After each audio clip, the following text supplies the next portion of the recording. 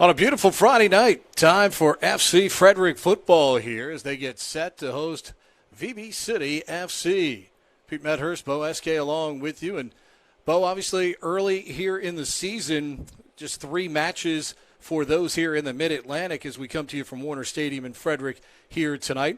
2-1 start so far for FC Frederick. They, of course, ran into a little bit of a juggernaut that is the Annapolis Blues, but played a very competitive match against the Blues in that third matchup of the season. So far, as we take a look at the table, right now, thoughts on the way they've played getting to 2-1 through the first 3 games? We are very excited about the start to the season. To come out of the gate with 2 wins, 2 quality wins. You know, Annapolis, what can you say? They're a very talented group, a very strong organization. And, you know, candidly, we were up 2-1 and kind of lost the handle a little bit, and they came through and ended up getting the victory. But very excited about this group. You know, every season is a little bit different because we get kids, all these clubs get kids from a variety of Division I programs across the greater Mid-Atlantic region, and every year the makeup is a little bit different, but we're very excited about this group and what they've accomplished so far. Let's take a look at the home side, as you can see here, and as you can see, the one change tonight, Carson Grove normally wears number 8. He's going to wear number 23 this evening, so as you're watching on the stream, he's still playing. He's just going to switch numbers. Of course, last week, Noah Kump, terrific. 9 saves, did everything that he could to keep them in the game against the Blues last week. Noah's talented, and I wish I could lay claim to some sort of development, some of his development as a youth player, but we very much lucked out. His grandmother lives up in Emmitsburg, Maryland, and he was up there for the summer and was available to us to play goalkeeper. So sometimes you just get lucky, but he's a talented kid.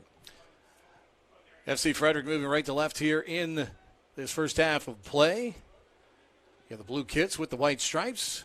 VB City FC looking for their first win of the year with the gray jerseys and the blue shorts as their kit here this evening.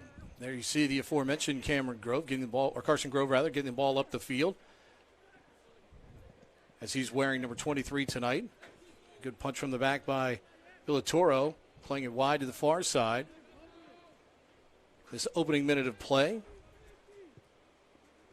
So one of the interesting things from my point of view about this lineup is our 2 outside backs, Sean Weiland and Carson Grove. So both of those guys have been with our organization since I think they were 6 years old. We have a trailer that we pull equipment around the Frederick County area for different events, and their pictures are on that trailer, so they've been around that long. Yeah, it's funny. As I went to the fcfrederick.com website today. As you take a look at the offering here, Mitzelfeld went wide to the left. You know, the opportunities and all the different levels of soccer that, you all promote through the area. I mean, it's just a tremendous opportunity for youngsters. And as you and I were talking about, so many different levels, whether it's something as small as 4v4 and all the different levels as we see as in youth that grow up 7v7, 9v9. Just tremendous opportunities in growing soccer here in the greater Frederick area. No, you're right. We do a good job of it here in the Frederick County, greater Frederick County area.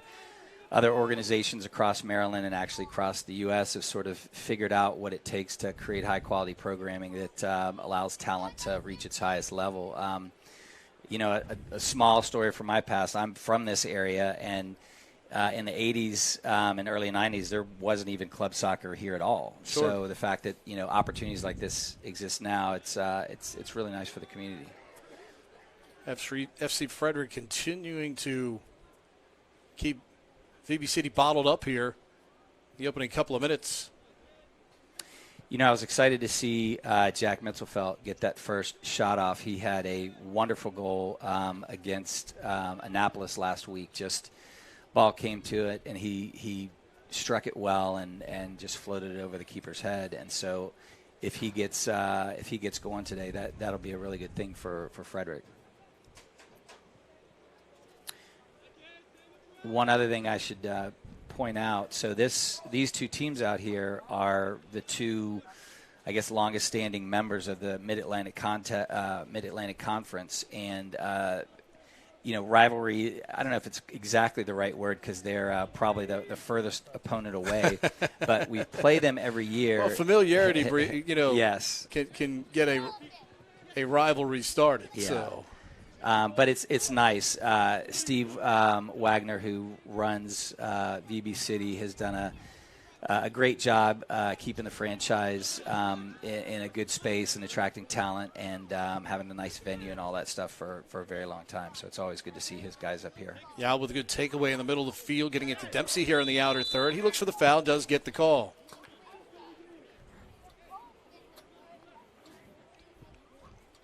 Take a look at it there as he gets tripped up along the left sideline.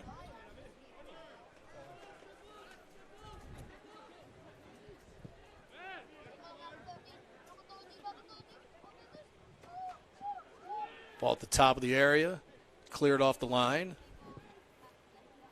But again, the inability really to get it across midfield right now for VB City. Here's a ball into the box. Chance. Nice chested down, ball to kick to the side, Ooh. and then cleared again just off the 6-yard line. Good opportunity inside for Tyler Harry developing there. Chested it down well, but couldn't really get good contact on that second opportunity off the dribble. And if you're at all new to watching the game, what he just did is not easy to do. So you have a big guy to your left. The ball is floated in. You're using your chest to control a ball that comes in, knock it down. I think he would, at halftime he'll say, man, I should have gotten more of that ball. But it was a great show of skill to bring it down and get a shot off.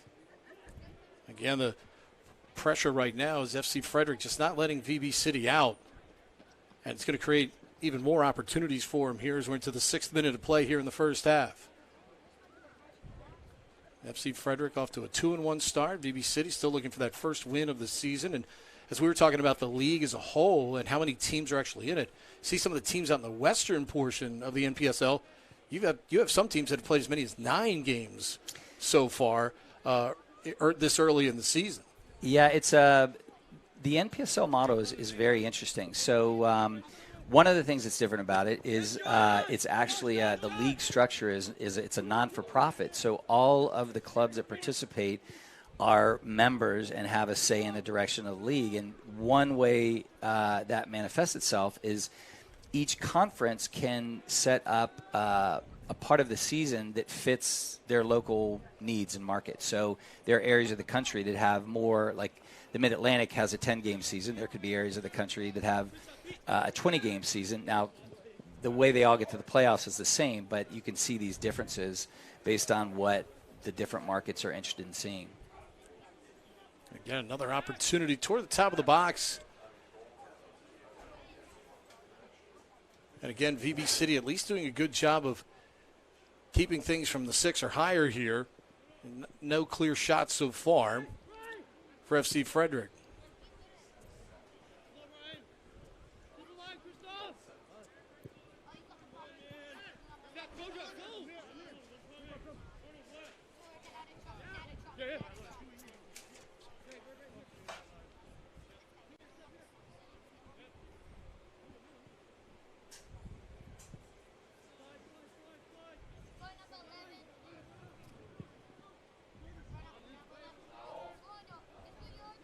And I was going to say, I was waiting for the whistle.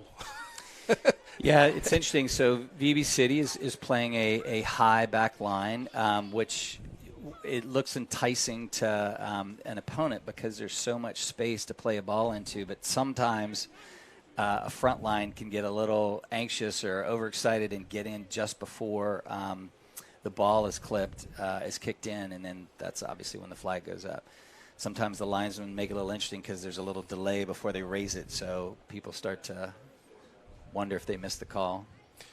You know, I think about, too, for our officials that develop in the area, it's another great level where they can raise their level of officiating, and another opportunity on the pro level to show what they have. It's not just the players that are out here, looking to show their wares. The officials have an opportunity to do that as well. It's an excellent point, and probably in every sport, the number we never have enough officials, and right. Getting them more experience against quality, at a quality level is super helpful, and I think they really do enjoy it and appreciate it in this kind of otherwise, sorry about that, downtime. Sure. Kind of the June, July period. Not a lot of college sports, and so they can keep from getting rusty. Grove with a good job to step in there. Another long ball fed ahead looking for Mahan. But again, that back line for FC Frederick has been there. Really haven't been able to get the ball into the latter 30 yards of the field so far from an offensive standpoint. And a quick turnaround here, play FC Frederick again. So that play was broken up by Eric Villatoro, who's wearing the captain's band. This is the first we've seen him this year, but he's been a pretty steady person in the lineup the last couple of years. He's having a really nice career at Mount St. Mary's. Really good kid, but I think he had some travel or some things he was doing in the first or latter part of May. When you think about it, for opportunities like this, especially for the kids at like Mount St. Mary's, what a great opportunity for them to at least look into and investigate if they play at a very high level in what's a very good conference that the Mount is in as well. Yeah, and so we've one of the ways this building your roster works in the NPSL is you try and find players that have a relatively close connection to where you're running your practices and things like that. So the Mount is close to us, and I think we have 4 guys from the Mount on the roster this year. Another school is UMBC. We have quite a few UMBC players this year. And one of the things that happens is guys come and have a good experience, and they tell their teammates, "Hey, you gotta come play for this. It's a good level, and we're enjoying it." And then we might have a run of 3 or 4 years where we have a group of kids from the Mount or a group of kids from UMBC. There was a period where we would have 4 or 5 guys each year from William and Mary because of some connections that we had some William and Mary players from the area, and they brought up their teammates and stuff. So. Yeah, you're talking about Eric. I mean, this guy that's started all 19 of his appearances so far in NPSL play obviously brings a certain quality with him when he's out there. Yeah, no question. And, when Rob, the coach of Frederick, understood that Eric wasn't going to be available for the first couple games, he had a bit of a pause as you looked at his facial expression, but we worked through it, and it's nice to have him back. Anytime you tell a coach, hey, you're not going to have one of your best players Exactly. for the first couple of matches. Yeah. But still to come through that 2-1. No, that's absolutely, no question. Turnover here. Kuttner plays it through the 2. Nice ball through to Wise. Those two work a 2-man game with each other. Kuttner will take it wide. He and Grove.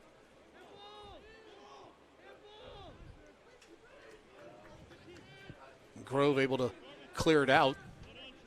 Good 1v1 defense there against Kuttner.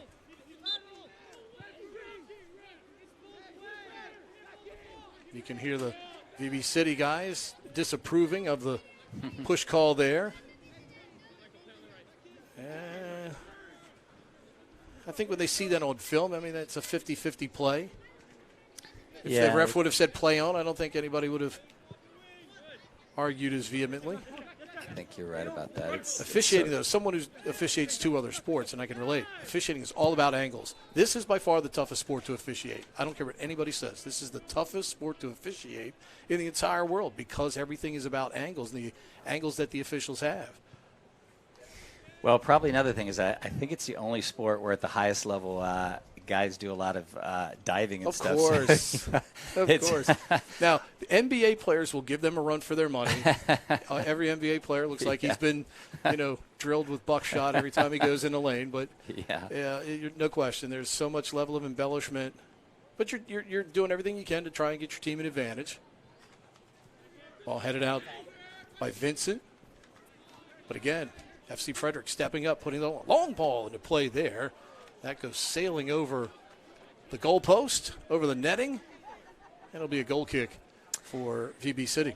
One of the other things, you mentioned you had looked at the website and saw some of the programming, but one of the things that one of the reasons why a youth soccer club decided to put a team into the NPSL was if you look out of the press box here and see some of the kids that are here watching, up against the fence watching the game, that's really what we're trying to do. 100%. Is get some of the young guys to come out and see what's possible with the game and get excited and want to practice more and become really good players. So, and these guys, in a way, become local heroes to these young players right here. Absolutely.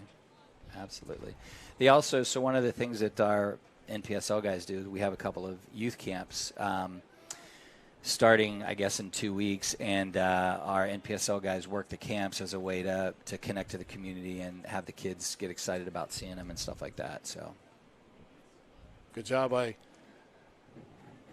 Danica at the top of the midfield line to play it back in. Grove will head it back here. And immediately, Villatoro turns it the other way. Off the deflection and saved. No, the referee finally goes up with the flag. Good hustle here on the near side by Robbie Ryerson to try and get to it before it went over the line. But just as he got there, ball out of bounds. It'll be a throw-in for VB City. We're very excited about having Robbie fit and ready to go this year. He had an unfortunate, before last season, shoulder issue that showed up that really didn't allow us to use him as much as we wanted to. And he's had, I think he's had a goal the last 2 games. So really a nice start to the season.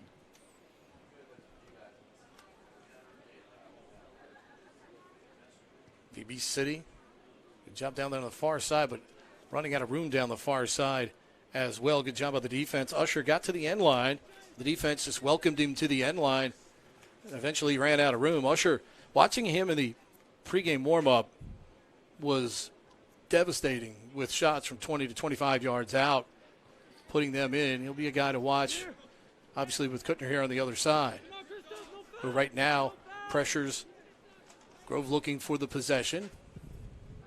Kump able to play it ahead. Good step in by Trey Pope for Virginia Beach, but again, the middle of the field, so far possession-wise, been dominated by FC Frederick, and another turnover here by the visitors. Ryerson up the left side. The flag is up. So we're into the 16th minute of play here in this first half. No score. Shadows on a beautiful Friday night starting to encompass the near side of the field here.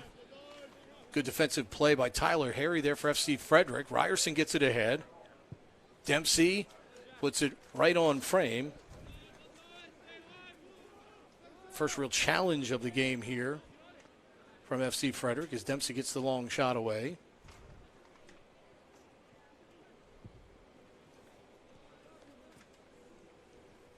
One of the other interesting things about the Mid-Atlantic Conference, the greater Washington, D.C. area, the DMV, is very densely populated, and there's a lot of good soccer programs, a lot of Division I schools, high-level 3s and 2s, and so many of these games are a little bit of a reunion of sorts with the players because they know, so many of them know each other from their conference play or maybe even at the same school. This is a little different because VB City's obviously, down Virginia Beach, Virginia. But I bet I know Carson Grove probably knows half that team because Carson plays his college ball down at Christopher Newport, which is a very sort of one of the highest level Division III programs in the country. Ball cleared off there by Weiland. Did some basketball games down at Virginia Beach in the middle 90s at Christopher Newport, and to see what they've done with their facilities, the way they were then to what they look like now. I mean, they've done a little bit of what Stevenson has done, except they took what Stevenson did and put it on steroids. I mean, they can't give you scholarships, but they can give you a Division I opportunity with those facilities that they have. Absolutely. Corner kick for VB City FC. And to see the growth and change of the Christopher Newport program in school, it has been remarkable. So I went to college at William and Mary, which is down that way. Yeah, sure. And back in the 80s, Christopher Newport was a very different place. It was more than a community college, but it had that sort of feel. Yeah, and absolutely. Now when you go on campus, it's literally stunning. Completely different, yeah, it's just a really we did some place. The radio station I worked at down there, we did Virginia Wesleyan and Christopher Newport games, and Christopher Newport was kind of like the almost the step child of the two schools, and they've just done an amazing job across all of their different sports now, and they have as impressive a Division III program as anybody in the country. Yeah, and even though it's it's about 4.5-ish hours away from this area, we've had 2 or 3 girls from our club go down there, and maybe 4 or 5 boys over the years, and they've all really enjoyed the experience. It's just very high level. Terrific place. They've done a great job. Wagner, we're going to play it forward. Ball onside. Oh. Again, good retreat defensively. I will say this, that the back line for VB City has been solid with all this possession time by Frederick so far. They've kept the Roaches from seeing a lot of shots so far in this game, despite the possession time, which has been heavily lopsided toward FC Frederick. Yeah, I mean, that's one of the things about the game is it's Dempsey with the ball into the box. Shot and a goal! That's a great finish. Tyler Harry with a tremendous finish there. And FC Frederick on the board first here in the 20th minute. Really nice build-up for Frederick and wonderful finish. Tyler coming out of the midfield, so having to cover some ground to get into the right spot to be ready to put it away. Tyler Harry from Mike Dempsey with the beautiful cross there. And again, Harry catching the defender with his back to him, went right behind him. And before the defense could react, he was able to put it home there. And FC Frederick jumps on top 1-0. It was just a matter of time, though, because this momentum has been building pretty much from the opening kickoff with all of the opportunity that they've had possession-wise.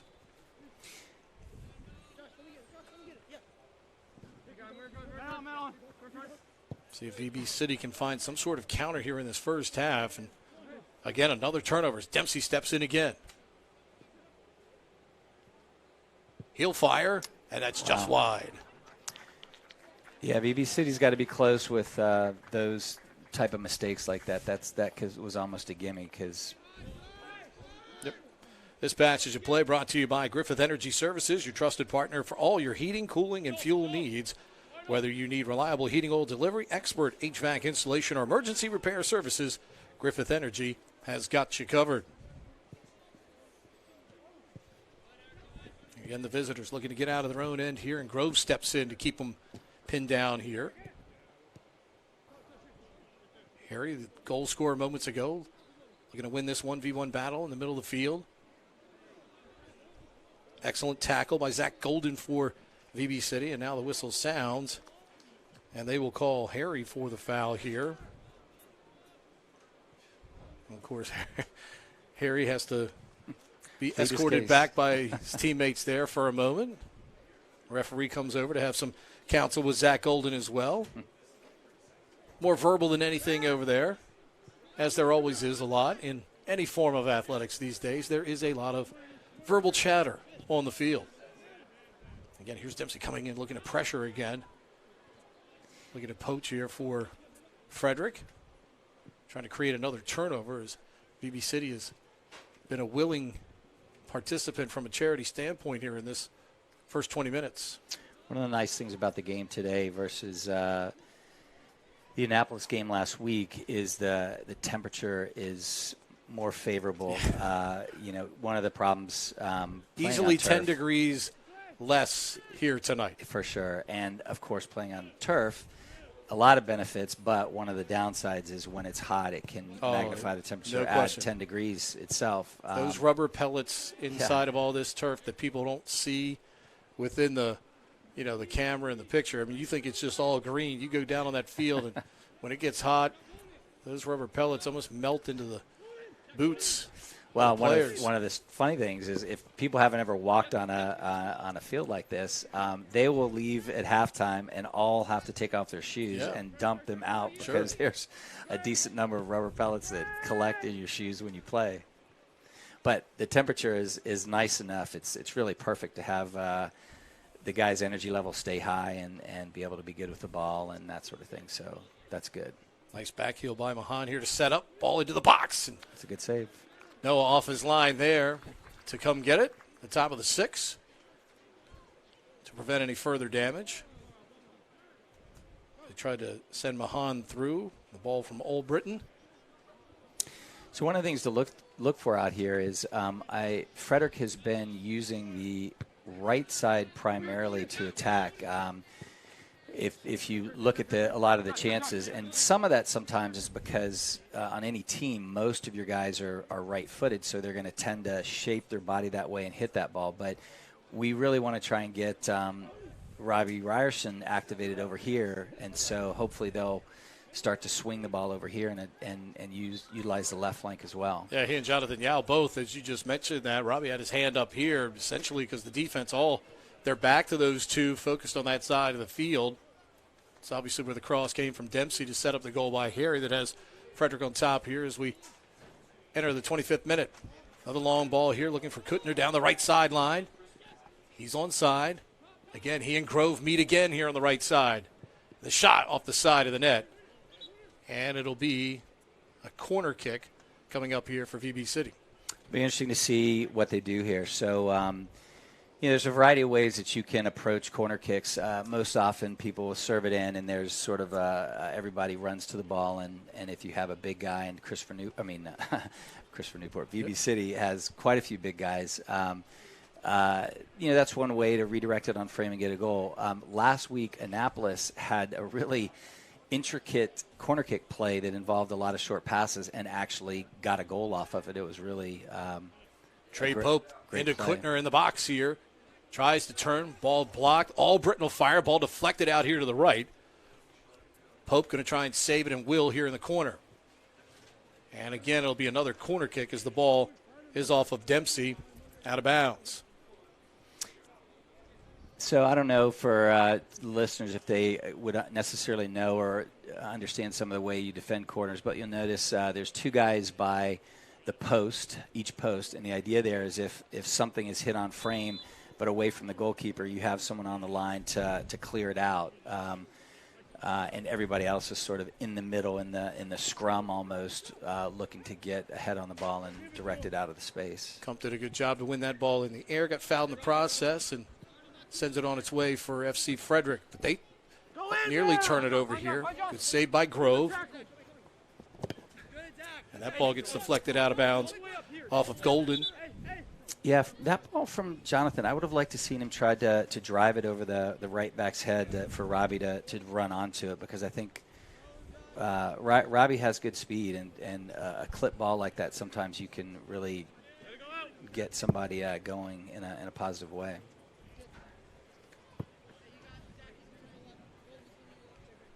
Grove for the throw in here down the near side.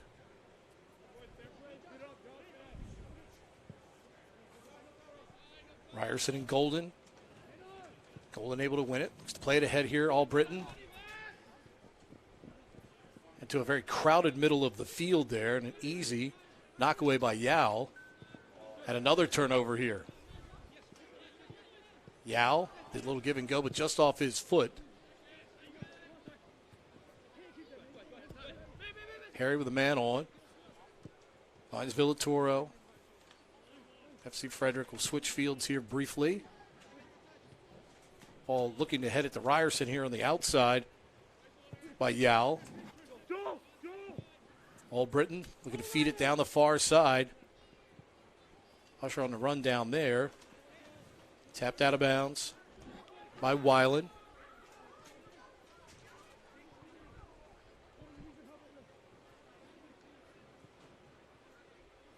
So another kind of interesting fact, I guess. So our fans know that Rob had a long tenure as the Mount St. Mary's college coach, and for years he ran a number of weeks of soccer camps up at the Mount, and both Carson and Sean were regular attenders of Rob's camps during the summer, years ago. So he's known them since they were little as well. And they will say that ball went out of bounds. Kuttner out of bounds before he kicked it off of Grove. And this will be a goal kick. And referee over to have some counsel with Kuttner, who kicked the ball away from come behind the goal, has to run it down over on the far side. Some good discretion by the official, but I'm sure if Kuttner does that again, perhaps the yellow might come out. But I'd rather see the referee do that first, because there's so much. Once you start handing out cards, there's consequences eventually.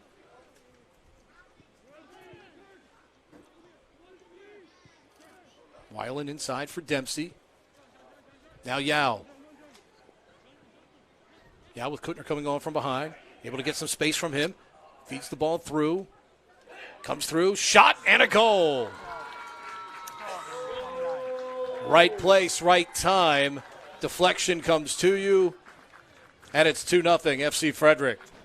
Jonathan was very calm and poised in how he placed that ball. Sometimes some nerves can get a hold of you right in front of the goal, and you might kick a ball like that over. And it started with Jonathan, too. A little bit of a broken play, but he stayed with it and he saw where it was. That's just to your point, a nice ball to Wagner.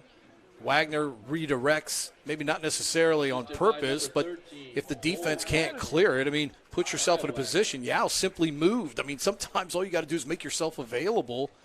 Jonathan did a good job of that. It's 2-0 FC Frederick. And another sort of piece of this puzzle about the midfield play of Frederick right now is both goals have come from midfielders, which is not necessarily how you draw things up, but if your midfielders are active and getting into the right spaces, they can score. Well, it's about reading the play, moving without the ball, putting yourself in the right place, and that's how both of them got their goals here. Yes. Good play by Mahan here in the middle of the field.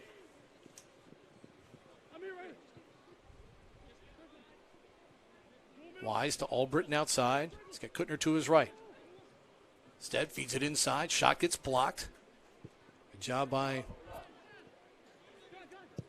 Nidianika to knock it away. So Johnny is new to the roster this year, and we sort of met him late in the process of building our roster, and he's done a fantastic job. He's started every game so far this season. I think has played every minute so far, and he's a brand new face to us this season. There'll be a goal kick coming up here for VB City. Again, certainly for them, organization and consistency offensively has been a challenge. They've had a couple of opportunities, but a couple of corners. There's a ball in for Dempsey, looking for Harry. Yao is there. And Albritton again, been very active here in the middle of the field here for VB City. And he'll look to start a counter the other way.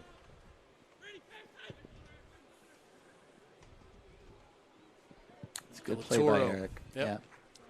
It'll end up out of bounds and a throw-in up here, but again, with Mahan ready in the middle of the field there, looking to create something. Bill Toro running him off the ball and forcing a reorganization for VB City. Golden. He's to the top of the box outside. And Dempsey again there to turn it around. Finding Yao. Ryerson with a man coming on.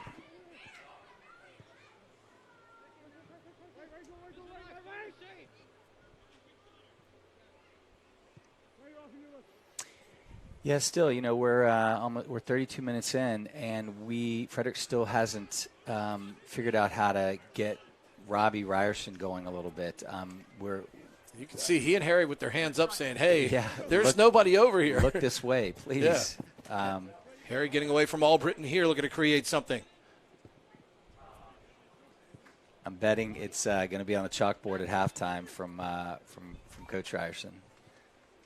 Usher on the outside. Weiland looking to retreat, catch up. Serves it in. Mahan there, but could not control the ball. Top of the box. Again, you've seen VB City with moments and chances, but can't put the entire piece together. It's a great observation, and that's one of the things that Frederick has to be very mindful of. This is a capable team. They have guys that can score, and if you start to get comfortable. 2-0 leads are very tricky because it's in that space where you start to feel like maybe we got this, and that attitude can be very dangerous against a team like this because, it doesn't take but a pass, a turn, Sure. and they've got a big target up top that can smash a ball, I'm sure, and they're right back in it. Vincent and Kuttner now with Albritton. Ball again deflected away by Harry. Good job by Yao. One of the other things folks who are watching the stream today may not understand. So the NPSL has substitution rules that essentially say that once you come out of a game, you can't go back in. So if you're used to watching college or youth, you can take someone off a field and get them back on. Here you can't. So it means managing your substitutions is one of the biggest pieces of a coach's strategy in terms of trying to have a successful result. And as a practical matter, you rarely see substitutions at all in the first half. Yeah. And so how you manage them in the second half can also be determinative. Now, Frederick, and I'm sure VB City as well, has a very deep bench. And so you have a lot of talent over there sort of waiting, for their moment. And the second half sometimes can get very chaotic a little bit because there's so much energy that's been, that's ready to be expended in a short period of time to create things. Grove here on the near side.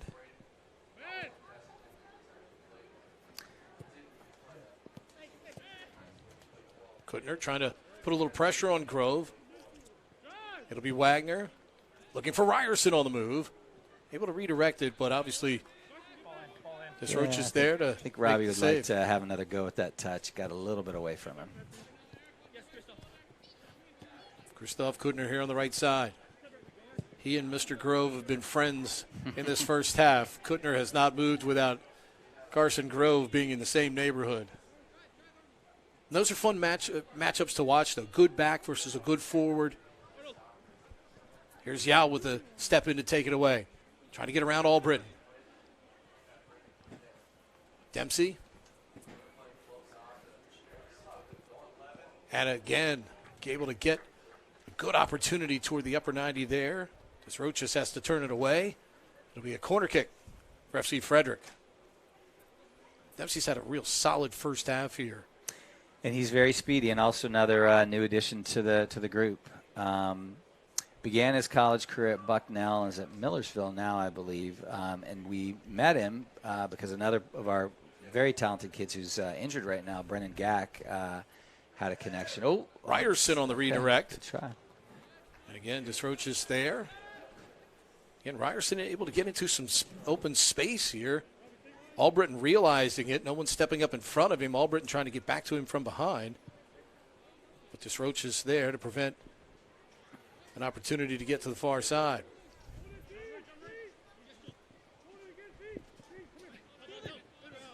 And here's Ryerson stepping in with a nice play. Yao. And again, Albritton, who's been as active as Grove. That's really good work by Jonathan Yao. Yao with a good win of that ball in the midfield there. He's got sort of a low center of gravity that allowed him just to sort of hold him off while he was using his skill to solve the problem. Looking for Ryerson at the top of the box. Yao knocks it down. He'll try the long-range shot, just wide. And that was with his right foot. And Jonathan, most left-footed guys are very left-footed, but Jonathan's right foot almost made something happen. Well, you stay on the field. We talk to kids when we teach them in almost every sport. Use both, in this case, both feet. If you're able to use both feet, you never know what kind of an opportunity you can create for yourself. Villatora with a takeaway in the middle of the field. Shots are now 9-2 in favor of the home team. So this is interesting. This is the first time we've seen Sean Weiland overlap. So the right back is now almost like a right winger. And that play will be offside.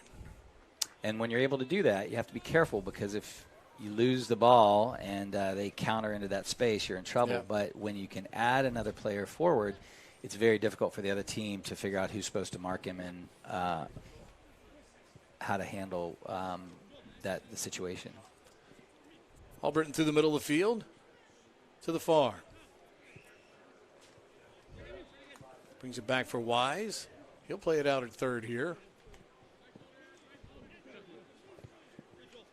And again, Albritton trying to save his teammates. Unfortunately, Grove is there for FC Frederick.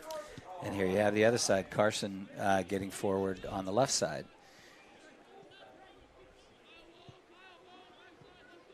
Usher coming back into the play from up front to try and help here. Albritton immediately pressured by Villatoro. Will be whistled for the push. So we're in the 39th minute of play here in this first half with FC Frederick up 2-0. Again, they look for Kuttner here on the outside. Ball stays in bounds, and it will be off of Kuttner last, and a throw in for FC Frederick. You can hear the communication with our great crowd mic down there.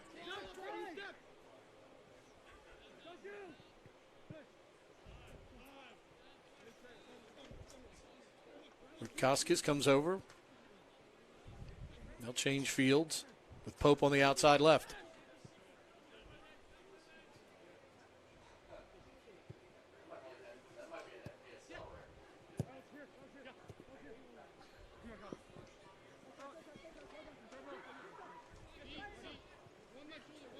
Vincent quickly targeting it in.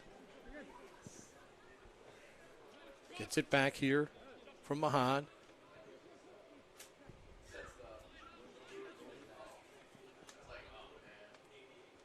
Long range opportunity. Kump is there.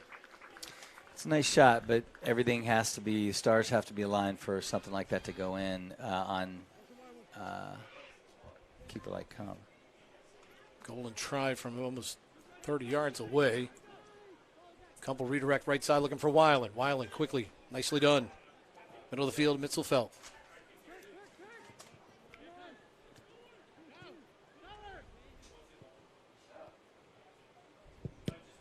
Ball off of Albritton. Stays with the home side. Grove. Nice look away pass here. Harry with Grove on the overlap left. Ryerson. Dempsey in the middle of the field. Heavily weighted this way. Grove here on the outside. Looking for space. Serves it in. It'll go off the head of Pope. And it'll be a corner kick for FC Frederick.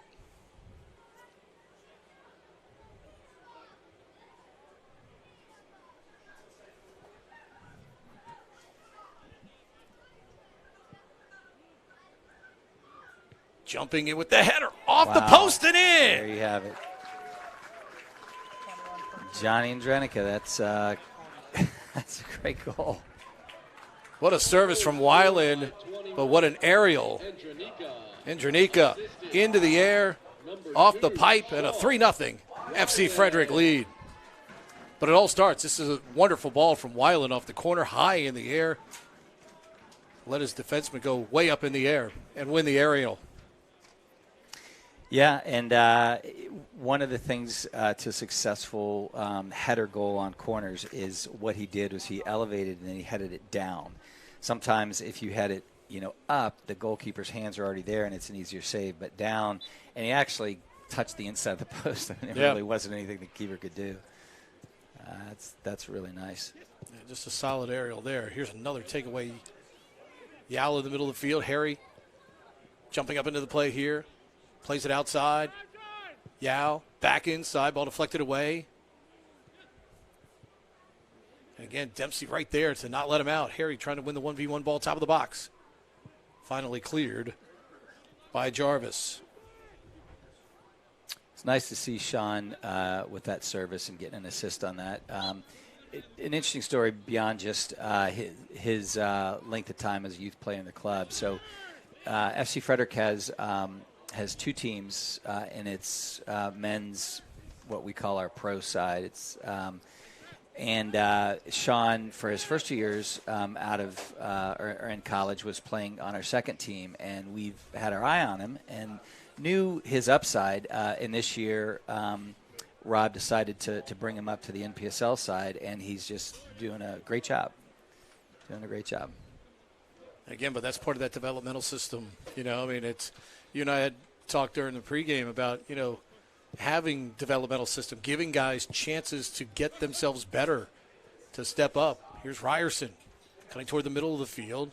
And again, it's Albritton, who's been the Energizer Bunny here for VB City. He's done everything he could to try and keep his team in this game from a defensive standpoint. But as we said, though, I mean, that's what it's all about. It's about having an opportunity, just getting an opportunity to develop. Can't develop if you don't play. Yeah. And some of it's an attitude, player psychology question because, you know, look, there are a lot of good players out there. And in a way, everyone can maybe make a case that, well, I should have been picked versus this guy. Sure. And how you handle that moment when you're asked to wait. Without question, it's the toughest thing for an athlete. Yeah. You're absolutely right. And Sean did it the right way. He knew his time would come, and now it's here, and he's doing great. Grove here on the outside. Job by Yao, back to Grove. Shadows encompassing most of the middle to this near side of the field. You can see Dempsey as he took in that pass, shading his eyes a little bit. That outer third far side still has the slivers of sun in it. So we're very excited to have access to St. John's. They've done a wonderful job with this stadium. I think it is maybe 3 years old now. But it's just a wonderful facility here in Frederick County, and we're fortunate to have a relationship with them. It's a wonderful school. The kids that come through here do great things, and this was a big upgrade to their athletic program. It's all a part of the relationship with the community and trying to build something together. Absolutely. Late opportunity here with Kuttner. But again, great job defensively here by FC Frederick to take that opportunity away. Grove, middle of the field. Felt looking to organize one more chance here for FC Frederick as time winds down here in this first half. Yao, little give and go. Ryerson gets there, serves it over. Oh, that was a really neat play that was developing there. Good play to the backside. Good possession by Yao there multiple times. Well, eventually off Mitzelfelt last. And he was ready at the back post.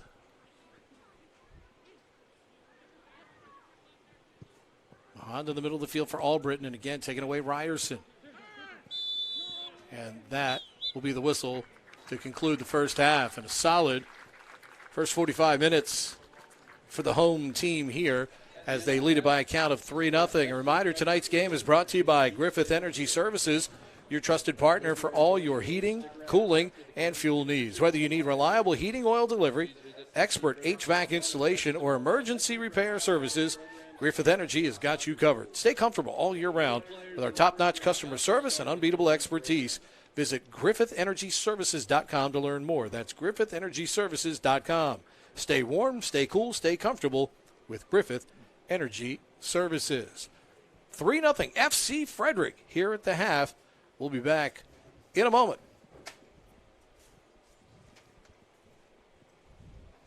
Hello, I'm Jackie Eske. I'm the Academy 1 director for FC Frederick. The age groups in our Academy 1 are our U5 all the way through our U9.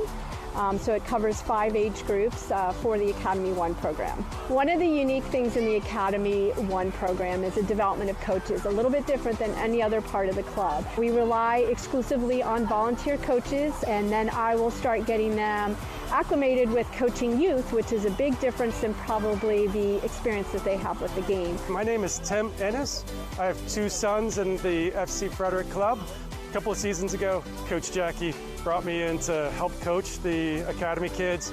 I really loved the experience. It's been so much fun being out here with the kids week after week, seeing them improve as soccer players, seeing the team improve. Look forward to being able to be with the program in the future. Hi, I'm Dan Mulcahy. I have 2 sons. in the Academy One program. So I've coached at the club and high school level. I played at Loyola University.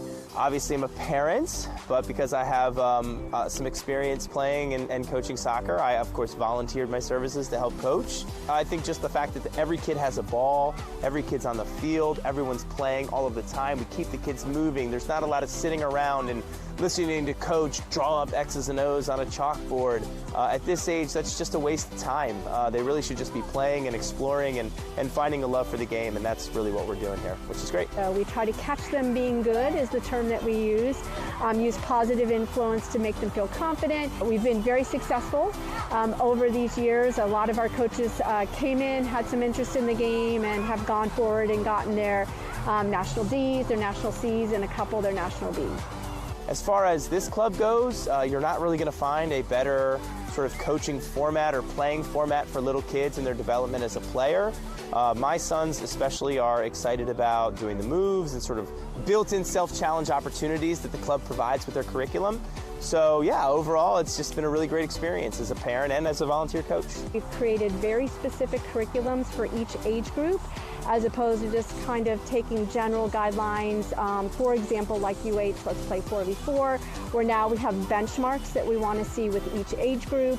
We're making sure they're meeting those benchmarks, and we're constantly adjusting it so that it is working well with the kids. The club is really great with both teaching kids how to be better soccer players as individuals and how to grow together as a team. We're super excited because the numbers are growing fantastically. We've almost doubled in size in the past 2 years in our academy, and we're really producing great kids that are going forward into our upper levels.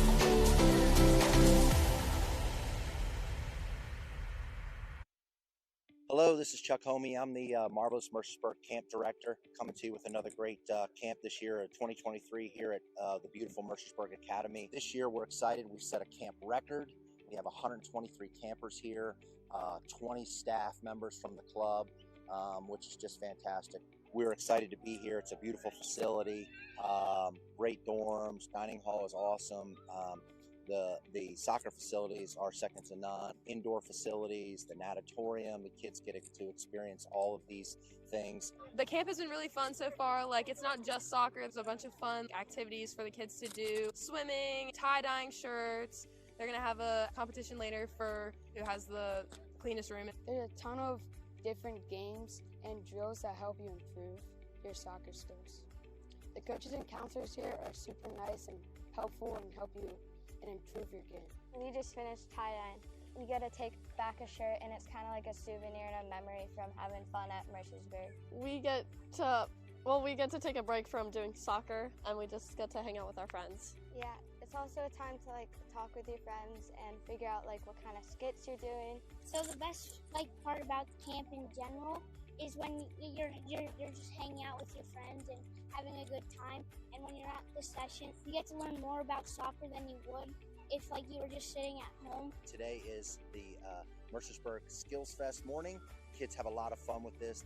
It consists of 5 competitions, which they all love to do. We've got power shot, we've got slalom dribbling, we've got speed juggling, we've got soccer golf, and we've also got freestyle moves, which everybody really, really loves. It gives them all an opportunity to try different things.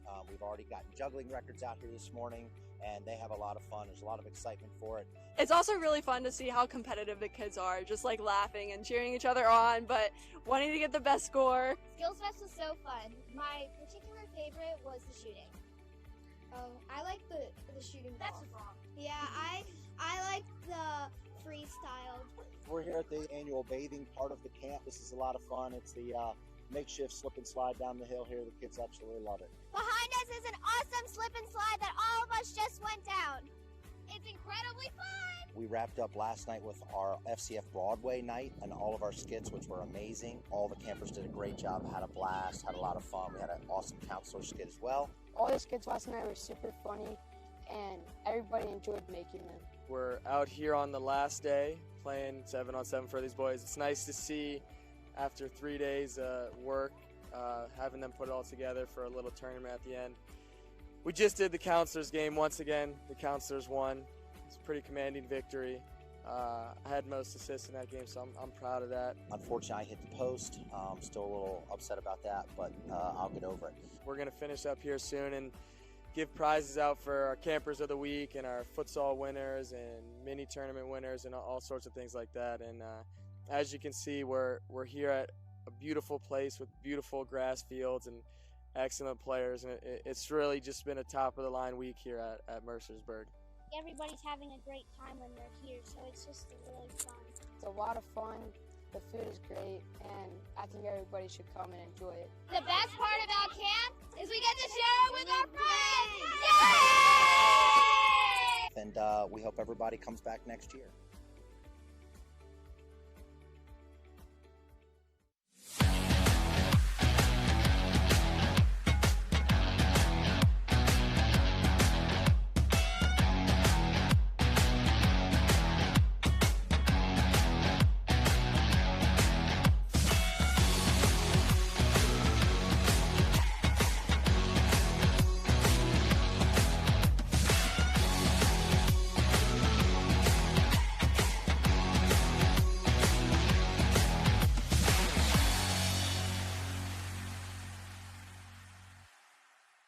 One of the things that we are, as a staff, as an organization, very proud of is our commitment to bringing high-quality, experienced coaches in to work with our teams and players, and also the commitment that the club has towards those coaches in terms of coaching education and helping them advance their own coaching knowledge.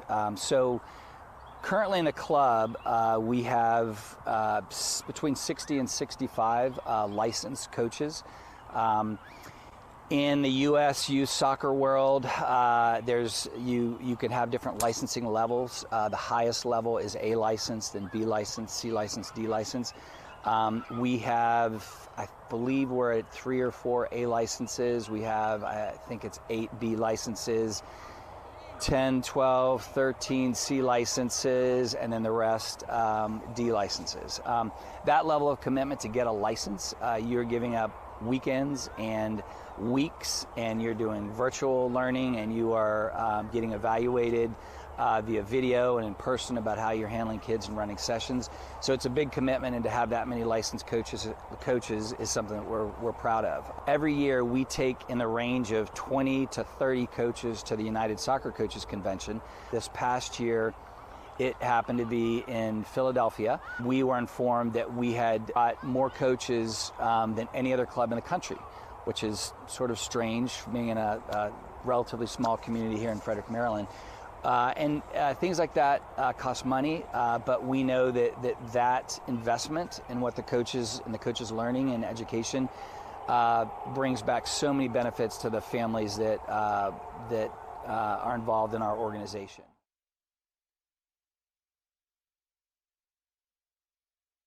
Hello, I'm Jackie Eske. I'm the Academy 1 director for FC Frederick. The age groups in our Academy 1 are our U5 all the way through our U9. So it covers 5 age groups for the Academy 1 program. One of the unique things in the Academy 1 program is the development of coaches, a little bit different than any other part of the club. We rely exclusively on volunteer coaches, and then I will start getting them acclimated with coaching youth, which is a big difference than probably the experience that they have with the game. My name is Tim Ennis. I have 2 sons in the FC Frederick club. A couple of seasons ago, Coach Jackie brought me in to help coach the Academy kids. I've really loved the experience. It's been so much fun being out here with the kids week after week, seeing them improve as soccer players, seeing the team improve. Look forward to being able to be with the program in the future.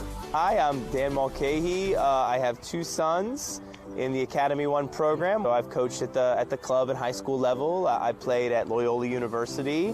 Obviously I'm a parent, but because I have some experience playing and coaching soccer, I of course volunteered my services to help coach. I think just the fact that every kid has a ball, every kid's on the field, everyone's playing all of the time. We keep the kids moving. There's not a lot of sitting around and listening to coach draw up X's and O's on a chalkboard. At this age, that's just a waste of time. They really should just be playing and exploring and finding a love for the game, and that's really what we're doing here, which is great. We try to catch them being good is the term that we use. Use positive influence to make them feel confident. We've been very successful over these years. A lot of our coaches came in, had some interest in the game, and have gone forward and gotten their national Ds, their national Cs, and a couple their national Bs. As far as this club goes, you're not really going to find a better sort of coaching format or playing format for little kids and their development as a player.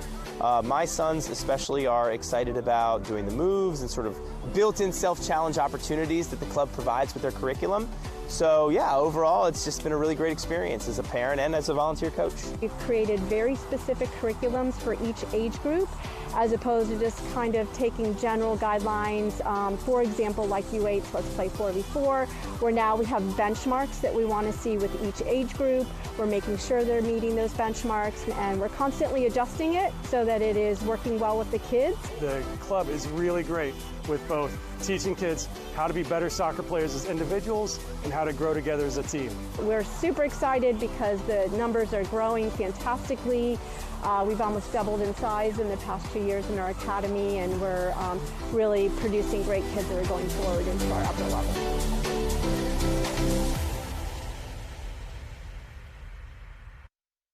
Hello, this is Chuck Homey. I'm the Marvelous Mercersburg Camp Director, coming to you with another great camp this year, 2023, here at the beautiful Mercersburg Academy. This year, we're excited. We set a camp record.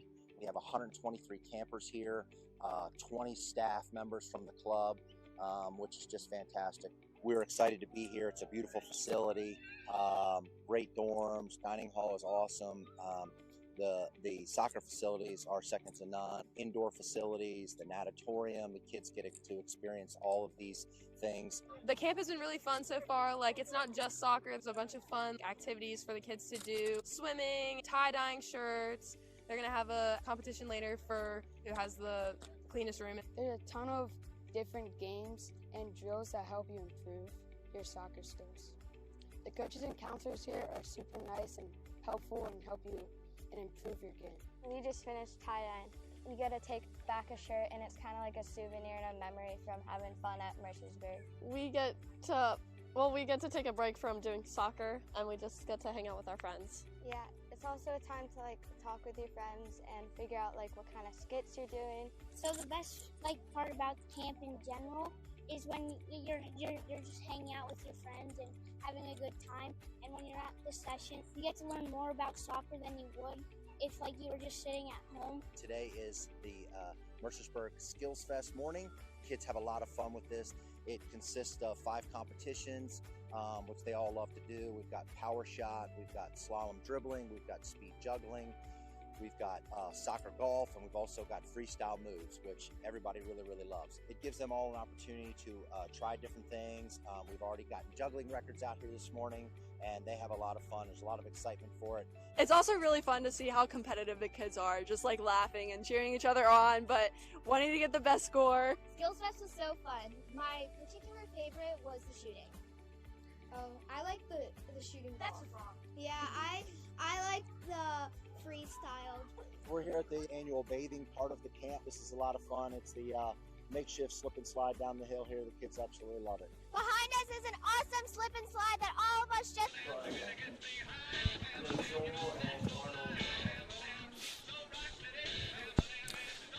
Getting set to start the second half here at Warner Stadium in Frederick. The Warner Family Field. And FC Frederick heading to the second half with a 3-0 advantage over VB City FC. Shots in the first half, 11-3 in favor of the home team. Both goalies with 3 saves. FC Frederick with 2 corner kicks, 3 for VB City. The question ultimately is, for the visitors, creating something has been there, but finishing has not.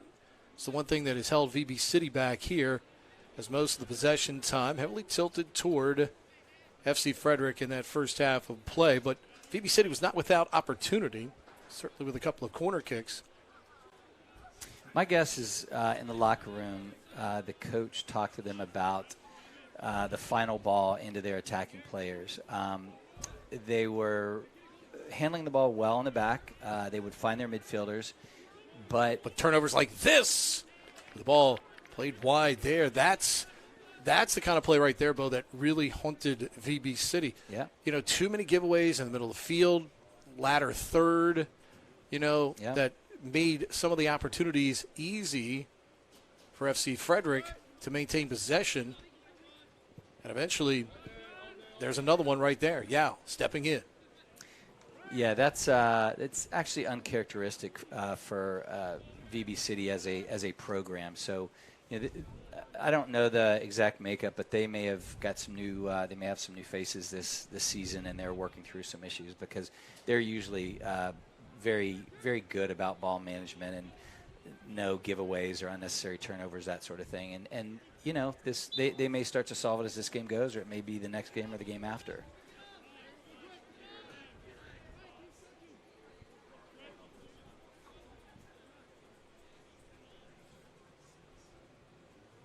And, a 3-0 win, it's one of those strange ones. The least favorite is 2 because it's so quickly, 1 goal and the team's back in it. Right. But 3 is tricky, too, because if VB City were to come down and grab one, they're going to be encouraged and develop some confidence. And now if the opposite happens, look at this, like this battle right here. Opportunity, will he get there before it goes wide? No.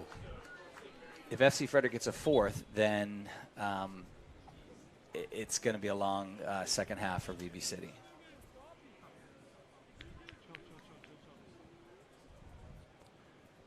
Barrientos came in for Mitzelfeld to start this second half. And Brian is one of the newest additions, talented young guy. Actually grew up playing for Rob in the Ellicott City Soccer Club. And we expect good things from him, so I'm glad he's getting some quality minutes here.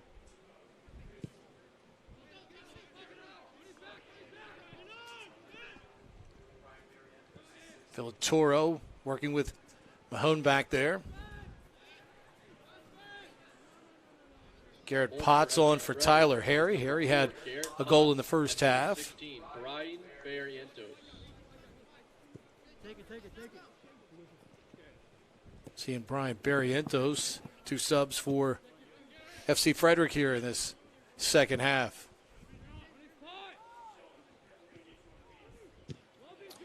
One of the things that a 3-0 lead at halftime allows Rob to do is bring on some young guys who need experience a little earlier, but just because of a comfort level.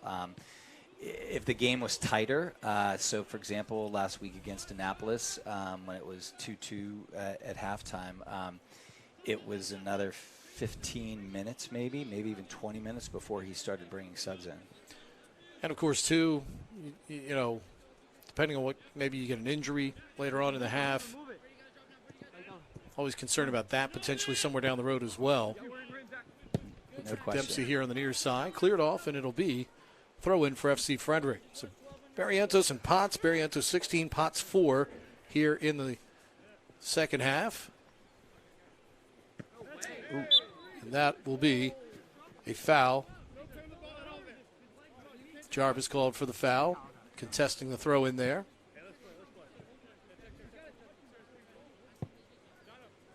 And both teams now with 4 in the game in terms of the foul count.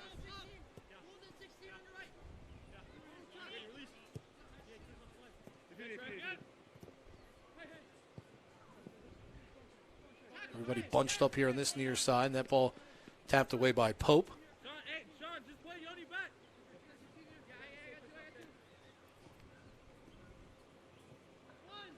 Barrientos trying to split the 2 defenders. Ball cleared away. With Villatoro there, he'll play it back to Kump.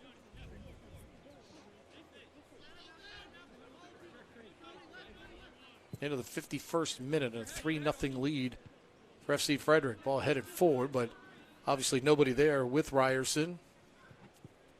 This Roaches comes out to pick it up.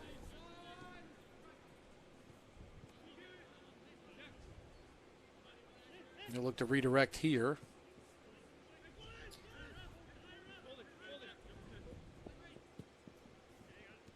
Kuttner. Again, great organization defensively by FC Frederick. Kuttner up there, but there's 3 blue shirts greeting him and no help for him. Good step in by Rutkowskis. Looking for Kuttner here. Has Usher out to the right. Brings it back.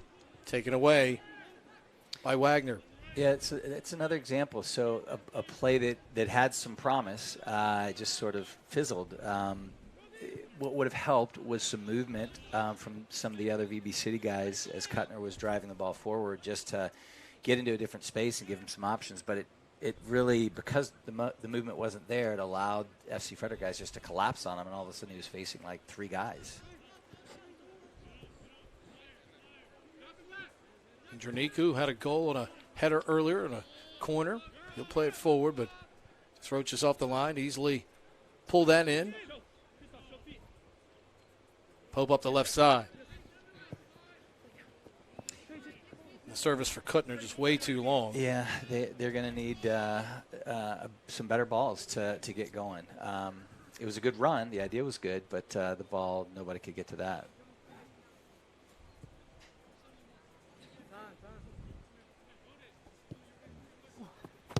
Dempsey comes back in to keep that from going out of bounds.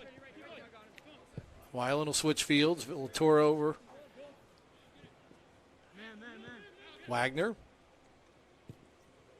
That's a neat idea, a little bit too much.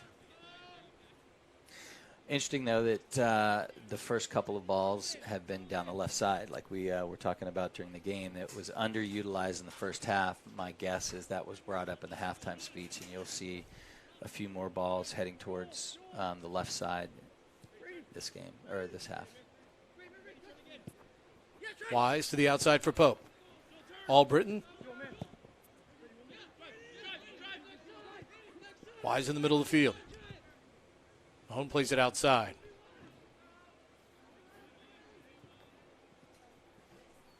Usher on the far. Sends it toward the middle. Mahone missed it.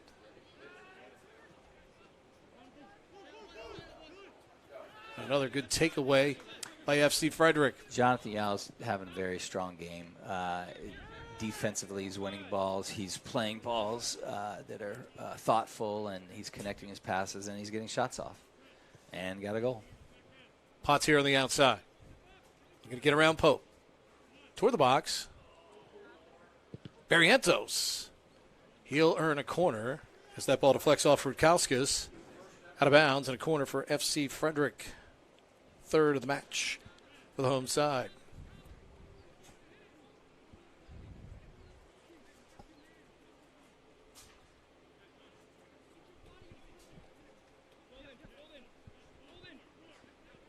They'll play it to Weiland. Weiland will serve. Oh, bicycle kick just wide.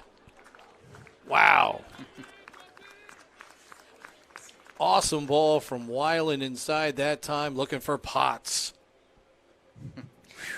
It's one of the things in this sport that is just kind of captures people's imagination when you see it. The bicycle kick. Yeah. Oh.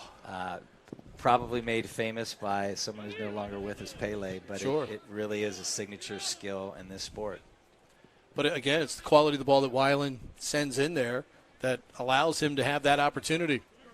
Yeah. Nearly a Sports Center top 10 type goal. And again, you think, Sean started his career on the side of our FC Frederick trailer. A true homegrown product. As a 7-year-old. Yeah, no doubt. A true homegrown product. Tell you what, Albritton, for the side that is trailing, it's not necessarily been lack of effort from the man wearing the captain's armband tonight. He has certainly played with great effort for FB City over there contesting that ball on the far side.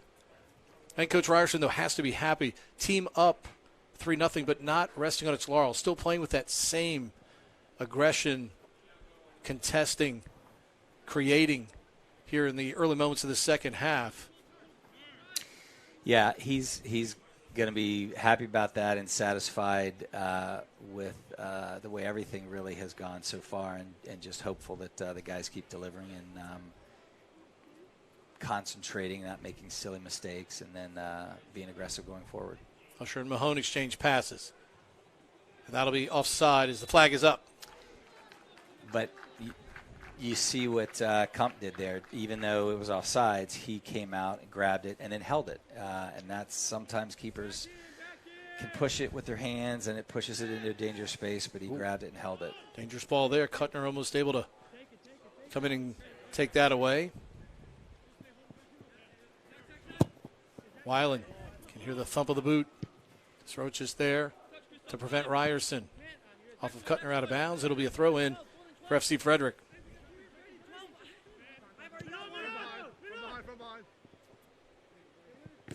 Nice little bit of skill. Sort of the lift, the scoop over Jonathan by VBC. Villatoro. And that's Mount St. Mary's guy to Mount St. Mary's guy. Vial to Villatoro. Potts here on the outside. He's got Wagner coming to join to his outside. Feeds into the middle. Good idea. Deflected away by Vincent, but Ryerson will collect on the far side from Yao. Barrientos jumps up to join him. Instead, he'll play back and make the conservative play to Grove. Villatoro. Feeds Ryerson. Nifty little ball there as well. Yao. That'll be deflected out of bounds, and a corner opportunity for FC Frederick as the ball deflects off of Jarvis out of bounds. And again, good intent that time from FC Frederick. Results in a corner opportunity with Dempsey to service it here from the far corner. You know, you brought up the theme before about the opportunities that this level provides for younger people to see the game. One of my favorite things is when the players try interesting, creative little pieces of skill and execute them in the game. So Eric had a little scoop ball that he played, and so when a young player sees that, there's an idea now in their head about another way that you might get by a defender, which is really great to see. Kuttner taken down. And again, he tried to go through two guys. Referee's waiting to see if he's put at any disadvantage first. And once that happens, referee comes in with the whistle. And you see Kuttner certainly been active in terms of the offensive tries for VB City.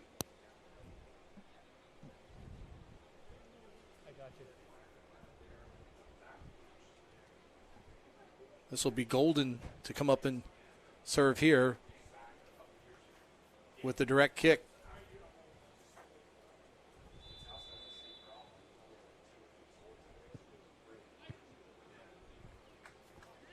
Cleared out by FC Frederick. It'll be a throw-in. Golden again.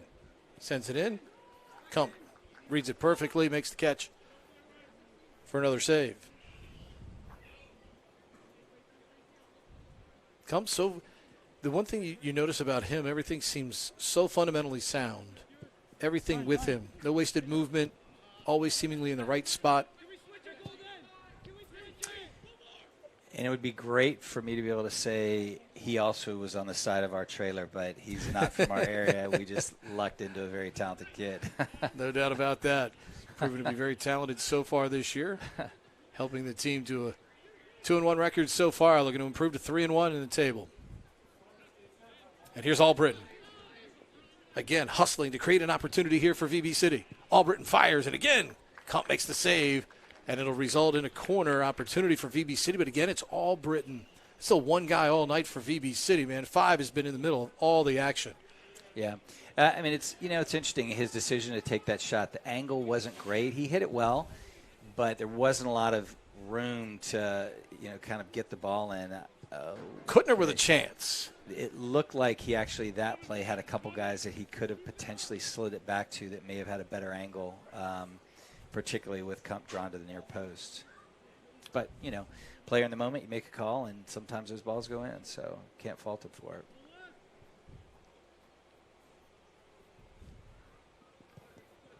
It'll be Weiland outside. Dempsey comes in to play the ball. Defense by Pope, and it'll result in his team getting the throw in. Golden under pressure from Potts. You know, one of the other things about this level in this league that's such a great thing for aspiring players or current collegiate players that are interested in being ready for the next cycle of their college experience in the fall is that these are high-level matches played in a time of year when otherwise you might just be going on long runs, on a trail or something. But here you can come and get, great games, great experience. I think we've had it's either 5 or 6 guys that have come through our program that have gone on to some level of professional in the U.S. Dempsey with a great opportunity. Couple with playing with their national teams and stuff. So it's nice to see those kind of guys, with us and then on to even more exciting, interesting things.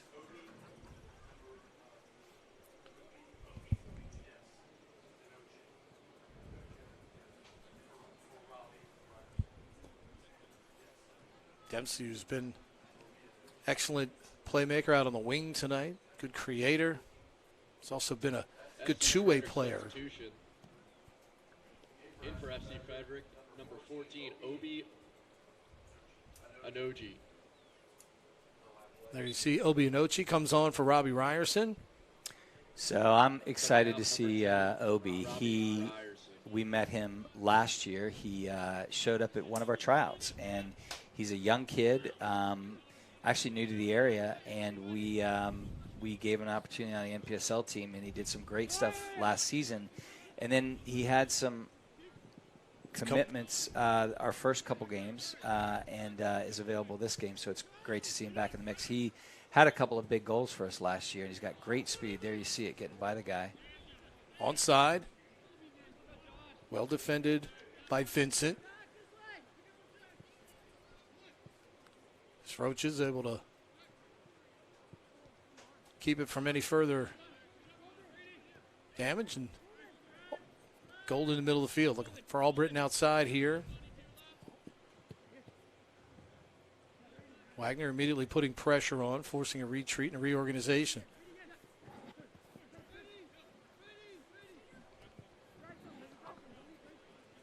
One of the other things that I appreciate about the NPSL is the soccer landscape for talented players. I think we were speaking about this early. Is a little bit earlier. Is a little bit muddled. There are a lot of talented young American guys that understand how to get from the club space to the college space. But then what happens next, it's difficult to figure out. And this is a platform where they can, it's recognized, the level is known and high. There have been NPSL teams that have advanced to the next. NPSL is the highest amateur level in the U.S., but have advanced as organizations to the full pro level. And this is a tool. It's an opportunity for good players to try and find their way to a pro situation. Yeah, we've talked about the opportunities you see with, some of the teams that, quote, would play in a league underneath of MLS, have success in U.S. Open Cup matches, playing primarily against 2s and 3s from the MLS sides, but also playing well in those matches and advancing on in those tournament opportunities. It's a lot of good players out there. Yeah, and the other thing that I actually enjoy about it is one of the things that's happened in the American college or the U.S. college soccer scene, particularly Division I level, is a number of schools have spent time bringing players from overseas over to build their programs. Not as many of those guys end up in the NPSL, and it means that there's a lot more room for talented American guys to show their wares and get experience and that sort of thing. Not that it's wonderful to have guys from all over the world playing, but it's also nice for opportunities to flow through kids that have been working hard and trying to get seen and that sort of thing. Solid 65 minutes over for Jonathan Yao tonight. Terrific out there for FC Frederick. So he'll take a seat for the rest of the night. His team up 3-0. Yeah, I mean, Jonathan's a big piece, is going to be a big piece of the team's ability to succeed this year. What he's done so far has been tremendous. He had a great game today, a nice goal, very steady in the midfield. I think that's the other thing we talked about, too. I mean, the one thing Coach Ryerson will be happy about tonight is those goals came from midfield creation, midfield finishing, and that just makes you a more dangerous team when you don't have to constantly defend on your front line to make those things happen. Good ball by Potts on the move to Dempsey. Yeah, you're 100% right. And when you can have more people that are carrying the load, or that the opposing team has to be mindful of, it just creates more opportunities for your front runners to be dangerous and get goals. So you see Dempsey there as he earns a corner with a hard work against Jarvis down there on the end line. It'll be Weiland. And as Roach is up, able to win that ball in the air. Great throw on the outside. Albritton plays ahead to Kuttner. And Villator right there. Shut that down. And again, they look for Potts. Potts is speedy. Gets to that one, keeps it in. Oh. Looking for Dempsey, but opportunity. Push toward the goal. Just Roaches, again, able to secure that one. Mac Long tried to put that on frame. Mac's another FC Frederick guy. Grew up playing with us since he was very young. Doing a great job at Shepherd College, local Division II. Very talented kid. And I know Mac, and he would want that last opportunity back. It's like he's going, oh my gosh, I've got it. I've got a great opportunity, and you just don't hit it. Yeah, Mac is he's a great soccer player. Really comes from a soccer family up in the Boonesboro, Maryland area. All the kids played, and the dad played and was a fan. And anyway, it's great to see Mac with this group. Potts again with that speed you just talked about. Oh, and just Roaches with the save. Takes the right angle, cuts it off. The Roaches has had a solid game for VB City. The goals that Frederick has scored have been quality, not because of bobble balls or different things like that, and he's been under a decent amount of pressure.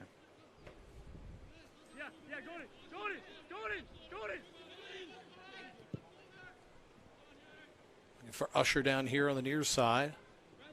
He'll get to it. Sends it through. And again, just not able to quite make the connection.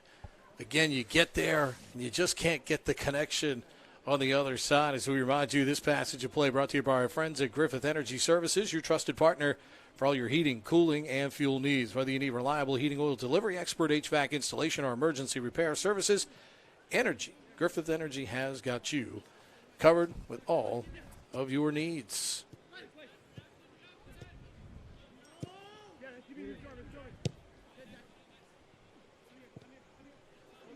Barrientos that time had a bear hug literally on Golden. Had a play on from the official as Mac Long brings it up the left side. It's one of those plays, if you catch it in a photo still, it goes viral on the web because it's just a funny way of the two guys to bump into each other. There's Anochi's speed again. Not quite get to it.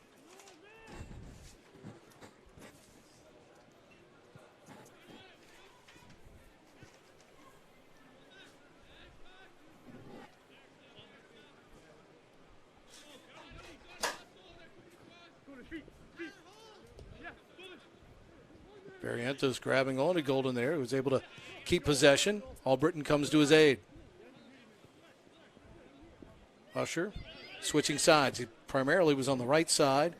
Now on the left with Kuttner out. And that'll be a throw-in coming up for VB City.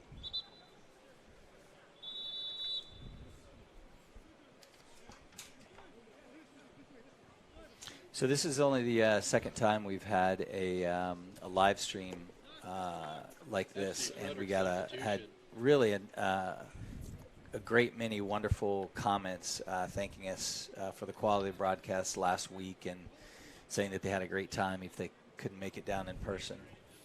Carson Grove's night is over. He's been solid as a rock here for 71 minutes. Isaiah Williams on for VB City, making his season debut. In for FC Frederick is number 6, Ethan Glazer. Ethan Glazer coming on to replace Carson Grove.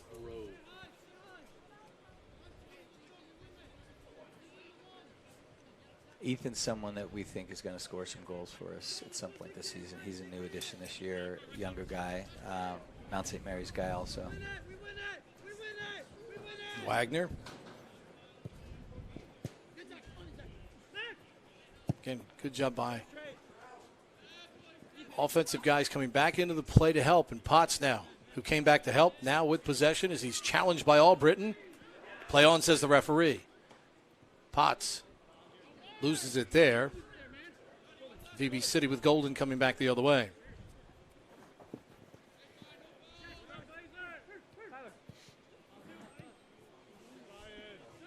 Barrientos brings it outside right. Looks to turn the corner. That'll be a goal kick.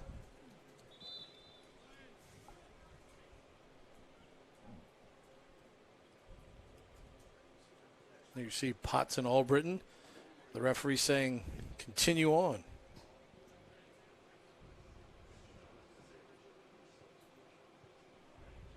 Virginia Beach substitutions. Ryan Mahone done for the night as he'll go off. Tyler Waddell on for the first time for VB City, wearing number 8. You can see him into the screen right there.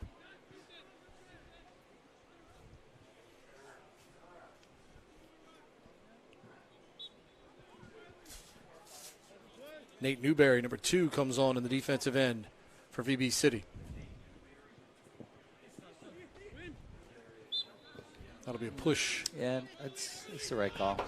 A little bit too aggressive from Johnny. Jack Kalpis on for the first time.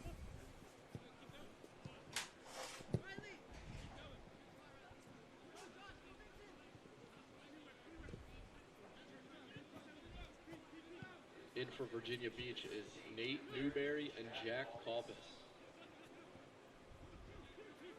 That'll be Williams. He'll fire. That's a good just save. Wide off of he got a the touch deflection by Kump that time is Williams with a great opportunity. Yeah, just pushed it past. That's a nice save. Usher can't control it. They played the short ball there.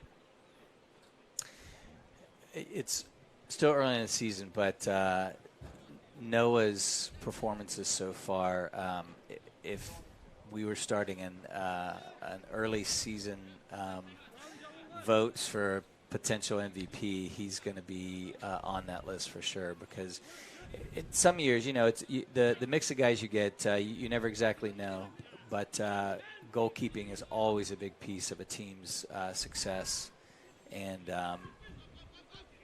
he's just very solid right now. El Toro.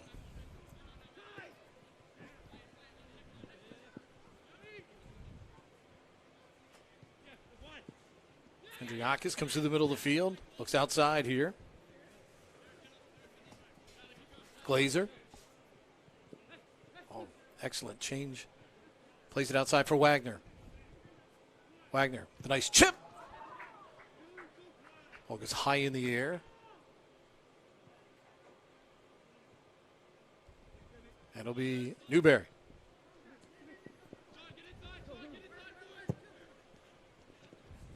And Wagner, again, look at Wagner hustling to the other end to play that back to Kump there.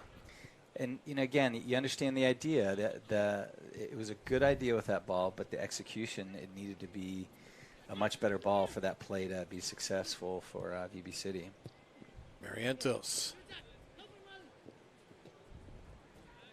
Good job there by Golden to play him off the ball. Rutkauskas reroutes it to the far. Albritton trying to play it to Williams down the line, but too far. It'll be a throw in for the home side. No scoring so far here in the second half. Right in front of you, Danny. Right in front of you. Right in front of you. Here's a great opportunity. Usher will chip it just over the really good crossbar. opportunity. It's one of the rare times we've seen a turnover by FC Frederick here with an easy giveaway. Koppas put it right on Usher's foot and just chipped it too high. As you could see his reaction afterwards, knowing he should have put that away. Yeah, I mean, if VB City's going to get back in it, they're going to need to convert chances like that because they're few and far between.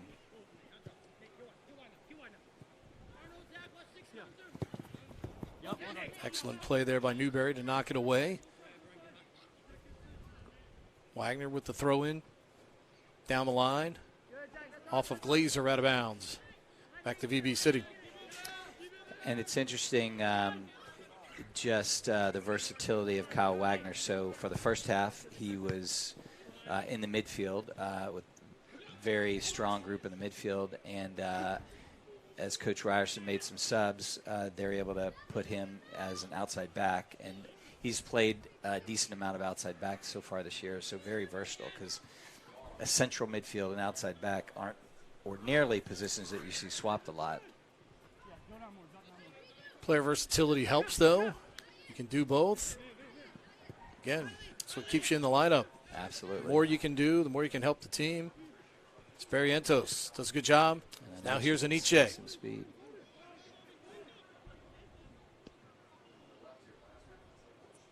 And again, Rutkauskas. Good defensive effort there. Arnold with a great play there defensively. Again, just solid positional defense from the VB City defender. Goes down there, tries to put his shoe back together on the right ankle. Maybe emptying out some of those black pellets. I would say there's probably a few for him by this time. Yes. Jarvis near side. Usher looking for Albritton. Too far. Barrientos there for the easy takeaway. Villatoro. Williams. But again, Barrientos with a nice contest. And Aniche comes back to help.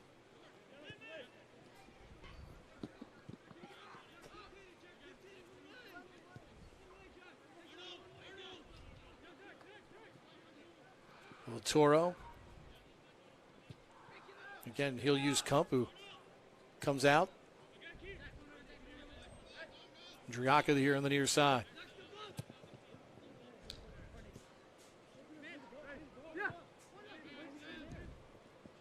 It'll be Albritton in the middle of the field. Ball deflected. Again, the opportunity starts, doesn't finish for VB City. Kind of been the story of their night so far. It'll be Glazer here on the outside. Plays it back toward the middle of the field, looking for Nietzsche far side. Just doesn't get enough of it. And even if it was for Barrientos, that was way behind him on the inner third. See the idea, just execution wasn't quite what it needed to be. Weiland will play it out.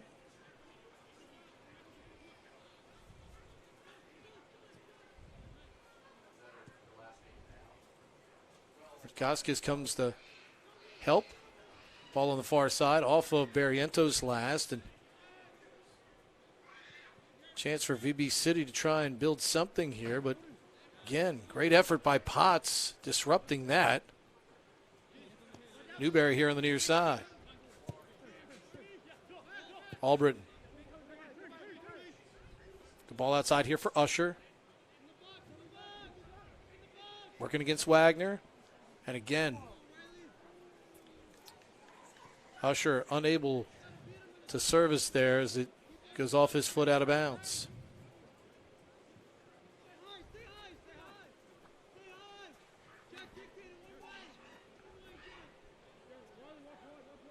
think we'll probably see a goalkeeper change for Frederick before we run out of time with a 3-0 lead. I bet Rob will try and get some minutes for Luke Ryerson.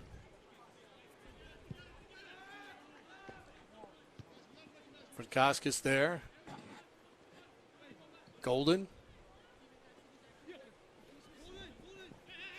So one of the other things that so Rob has been the coach. I believe this is his 3rd year. If I'm wrong, our stat guy will come show me a piece of paper that the corrects legend, me. Sheldon Sheeler. Exactly. So one of the interesting things that you have to map out when you decide to have a run as a coach with a program like this is where kids are in their collegiate journey. Because if you catch some good ones as freshmen, they could be the anchors of your team for 4 years. Yeah, sure. And so we're a little bit in a phase like this because we've had some guys that have been with us for the last couple of years that we know are grad college, moving on with their lives and doing different things, and really interested in who the next wave of the young guys is that might carry us forward for another 3 or 4 years. Iche trying to win that 1v1 ball. Escorted off of that by Vincent nicely, though.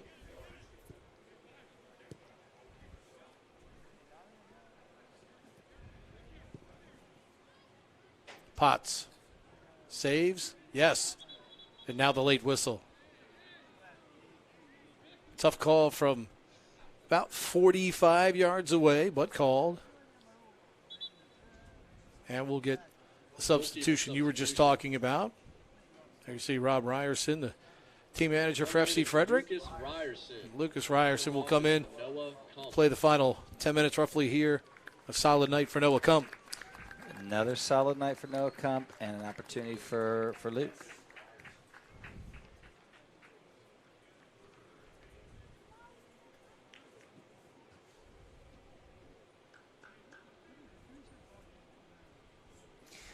At least for Kump so far, through his 82 minutes, a clean sheet. Yeah, it's a good night with some saves. I mean, he got to some balls that would have otherwise been goals. Another piece of the, I think, the importance of leagues like the NPSL, which is really, look, every place else in the world, towns, small cities have their own teams that they can go to and support and build community and loyalty and that sort of thing, and also grow the game. And we have a pretty big event coming to the U.S. in a few years, the World Cup, and so pieces like this. You may have heard of it. Yeah, exactly. You may have heard of that. The folks that are taking the time to try and grow the game this way. I mean, we all know it can happen at the MLS level with big budgets and big name guys, but when you can do it at in the community level, it's going to generate even more interest and more people watching when the World Cup's here and games are going on and getting everybody excited. So it's all a piece of sports tapestry in a way to help the game continue to grow and flourish. Tyler Waddell shown the yellow there. Substitution, Josh Haney comes on for VB City. But, look, there's a ball fed in looking for Potts, and Srochis will win the race there. But the fact that because of its incredible popularity, TV now has allowed us to see the excellence of this sport every weekend in its greatest form with, the Premier League, the Pro League in Germany is on TV all the time. We're able to see second and even third level Mexican League games, Fox late at night, things of that nature. So we see the game in its greatest forms now, and when we see all of these, players come together, whether it's the Women's World Cup or the Men's World Cup, and we see these sides all come together playing for their home countries, you see the passion and the incredible pride that these players play with. And, those of us that watch, we understand it, but for that casual fan that just tunes in because it's on our soil, we're going to watch it, I think they're even surprised at the passion and intensity that those games, but more importantly, the skill. I mean, the skill is just off the charts when you see those teams play with each other, and even some of the smaller countries that come out and play a tremendous game. I mean, it's great to have it on our soil and on our stage. It's hopefully not a once-in-a-lifetime opportunity. Obviously, the World Cup was here. I remember going to games in L.A. Was living in Arizona at the time, in the '94 World Cup, and still remember how electric the atmosphere was, and seeing the passion before and after games. People that, from an American kind of, I don't know, we're a little bit more reserved sometimes, with things, and just the dancing and the costumes and the smoke bombs. It's just, having broadcasted some DC United games for years, and listening to one of my idols, Dave Johnson, who gave me my very first job in radio when I was 17, and the excellent work he's done with, DC United as a broadcaster. He is DC United when you really think about it, certainly from a media standpoint. But, his involvement now with the Annapolis Blues is part of that ownership group. And, he was here watching this action, and you won't meet a bigger, proponent and promoter of this great game than Dave is. Yeah. I mean, he, through his work at WTOP through the years, almost single-handedly helped market DC United on a daily basis during their seasons. And, you see even their hardcore supporter groups that they have, incredibly loyal. Now that they've got a beautiful new stadium at Audi Field, we've seen the early growth of the Washington Spirit with some of the talented ladies that they have, and playing some of their games obviously now there at Audi as well, and that continues to grow. I mean, it's just, it doesn't happen, and I know people will talk about, well, people have said soccer's going to grow for years, but I mean, now the professional opportunities that are out there, the television coverage, you got so many networks now that are looking to fill time, and they've realized that, this is a sport that continues to grow. Just look at the numbers of viewers for the Premier League stuff on the weekends, and even the MLS audiences that are growing because, ESPN has gotten behind that, and then Fox got behind that, and we continue to show it to more people. And the more you show it with a high quality, good ball there down the side, but excellent play by Weiland to deny the chance. So this is interesting for FC Frederick as the clock is, I guess it ticks up in soccer. Don't you jinx them. I know. I'm not going to. Yeah, I'm going to hold this comment for a second because it is a corner kick. Yep. But your point about the growth of the game and the awareness of the game and how broadcast in different venues and more teams and different levels, is helping. Headed just wide. Okay, so they're off the line. Now we've got a goal kick. So by Compass. I was going to say that if this holds, this will be FC Frederick's first shutout since beating Grove United a couple years ago. I think it was 2022. So this will be a big night.